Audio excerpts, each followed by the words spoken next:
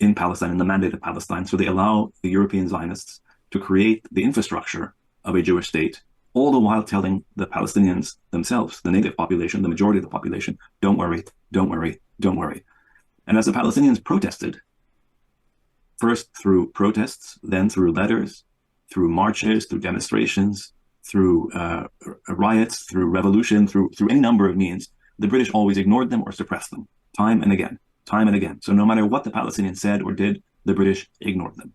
Until eventually the British threw up their hands in 1937 and said, you know what, we can't, there's no solution to this problem that we have created, the British, by privileging European Zionists. Remember, Zionism does not come from the Jewish indigenous communities of Palestine or the Middle East. Zionism emerged in Europe to respond to European problems of anti-Semitism and nationalism. And it's European Zionists who create this idea and fantasize about creating a Jewish state in Palestine, even though they knew when they got to Palestine that it was inhabited, that it was lived in by the natives, by Palestinians. And so the British realized that there's a problem after a major Palestinian revolution in 1936. And they decided to partition Palestine. They say the only solution is partition of Palestine into two states. Nevertheless, the British say very openly, we recognize that dividing Palestine, which is overwhelmingly Arab and overwhelmingly owned by Arabs, we recognize if we do that, it's going to be unjust to the Palestinians, the Arabs, because it's their land that's being taken away to create a Jewish state. And the British recognize, this is so stunning, Mitch, when you think about it, the British recognize and say this in writing in 1937, as they propose a partition plan known as the Peel Partition Plan.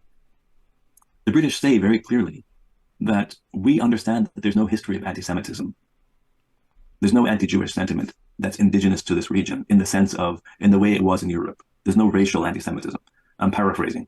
It's not these exact words, but words similar to this. The British are very open. They say, we recognize that there's no history of anti-Semitism in Palestine or in the region, but the Arabs are a generous people. They actually use that phrase, they're generous.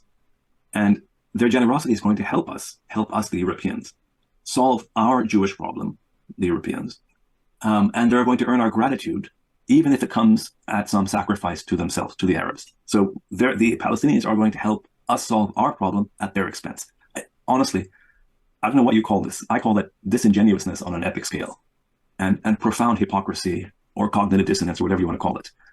And the amazing thing is that people on the ground, of course, recognized right away, they saw right through this fraudulent sort of equation, this European Western idea that they're atoning for anti-Semitism at the Palestinians' expense.